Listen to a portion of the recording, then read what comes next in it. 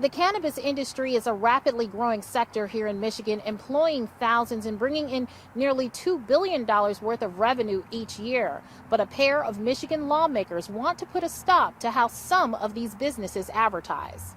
Representative Mary Whiteford, a Republican representing Allegan County, is co-sponsoring the pair of bills with Dearborn Democratic Representative Abdullah Hammoud. Whiteford says it's unsettling to see these kinds of advertisements peppered alongside busy roads. So I'm a grandma. My granddaughter is 6. My 2 grandsons are 3 and 1. And as I drive down the highway, I see these glorious, bright-colored billboards. As I look closer, I realize it's for marijuana. And that's very concerning to me.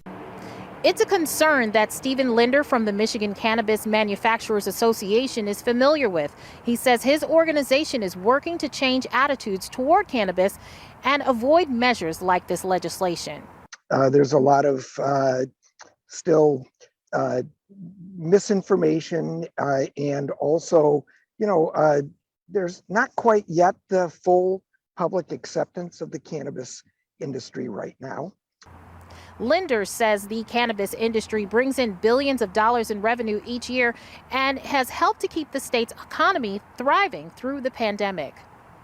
We employ thousands of Michigan citizens. We're paying tens of millions of dollars taxes. So it is a true supply chain, manufacturing, and retail industry right now. And during the pandemic, we were one of the industries because our products also are considered medicine. And so we were listed as one of the essential businesses.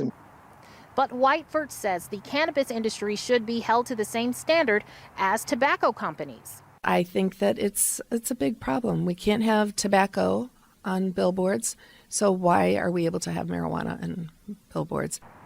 Linder says the comparison doesn't hold up.